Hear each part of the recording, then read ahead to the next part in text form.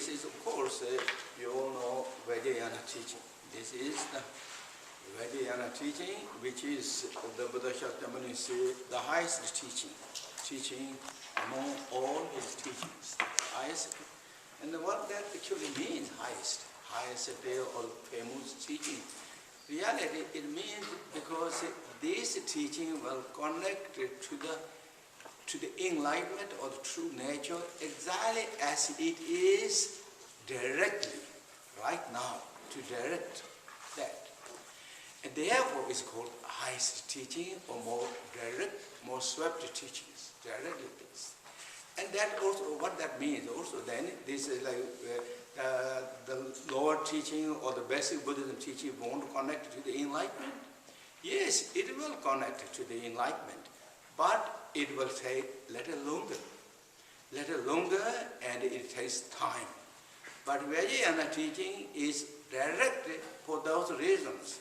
Vajrayana teaching has full of skillful means, not just one skillful means, a lot of skillful means to discover this nature.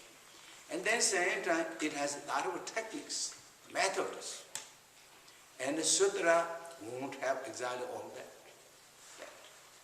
And then, because since you're using a lot of skillful means and a lot of beautiful techniques, also you don't have too much hardships, difficulty that you have to do.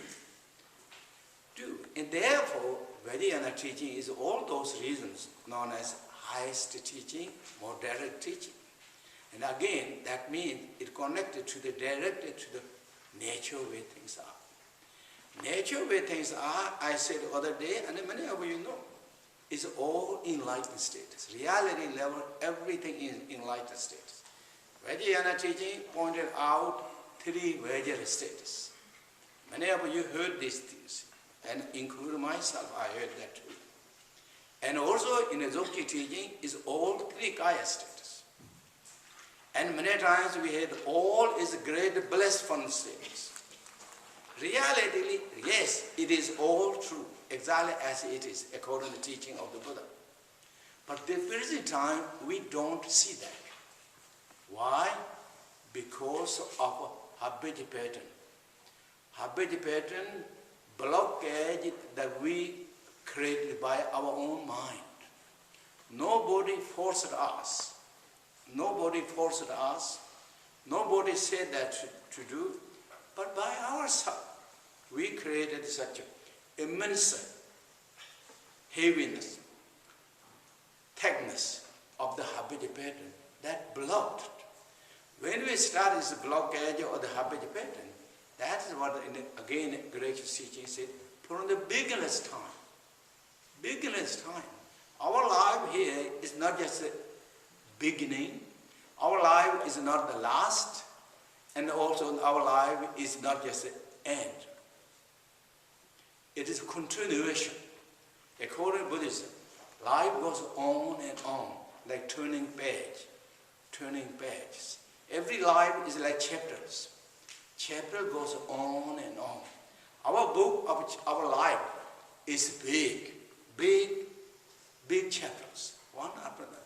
Page is continually turning, and the chapter is continually merging to the next.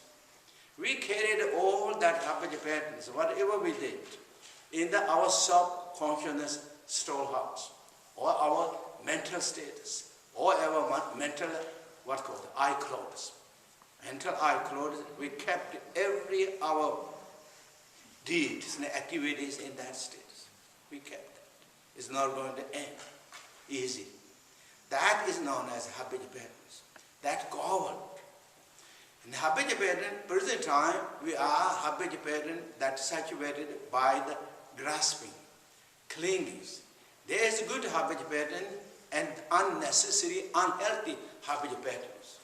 We are more lined with unnecessary, unhealthy habit patterns because of the unhealthy ego clinging activities.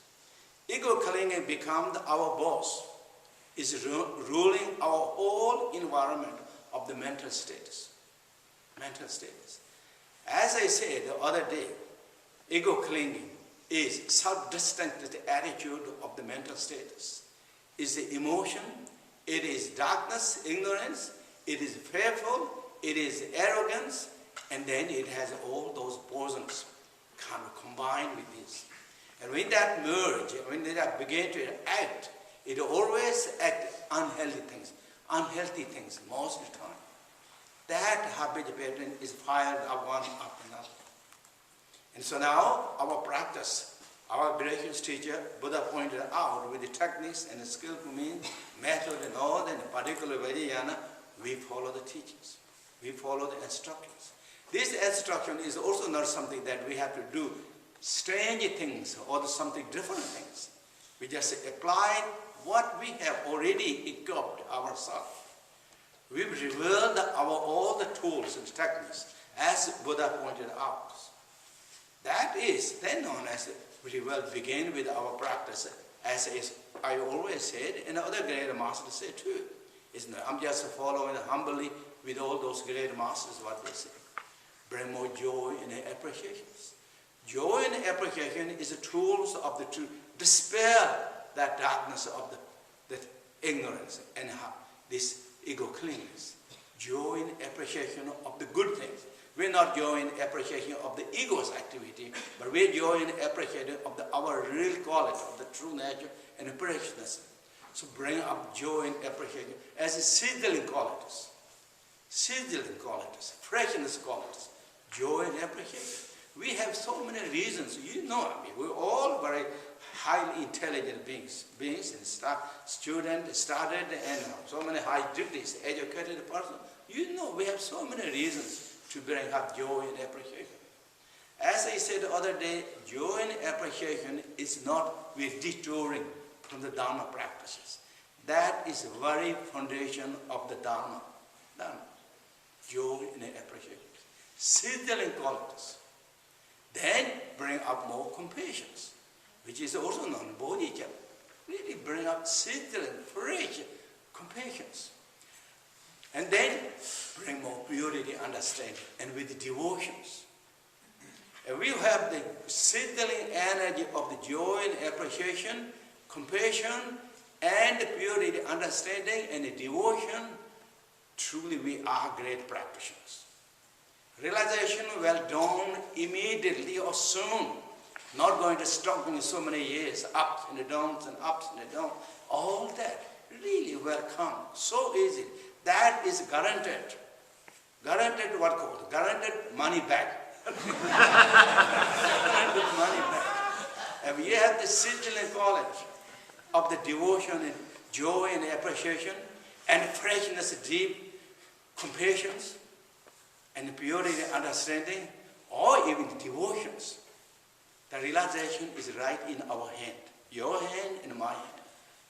Why our realization and progress of Dharma is taking so long sometimes? Looks like. What is? That means it tells our joy and appreciation, devotions in bodhicitta are not so active. They are kind of sleeping beauties. They're sleeping. Let that rise up. That is really, if we have that, then we are great practitioners. Otherwise, if we do practice Dharma, chanting, meditation, whatever, all this almost become kind of intellectuals, dry. But when you have that, truly, it is freshening, it is reactivating, it is pure, it is rewarding, it is confidence, well, confidence, born confidence. It is really bringing such perfect, beautiful goal that what we all looking at. So that is what with joy and appreciation is those all important. With this, those beautiful thoughts, and then we begin to practice such as this. Practice. Now,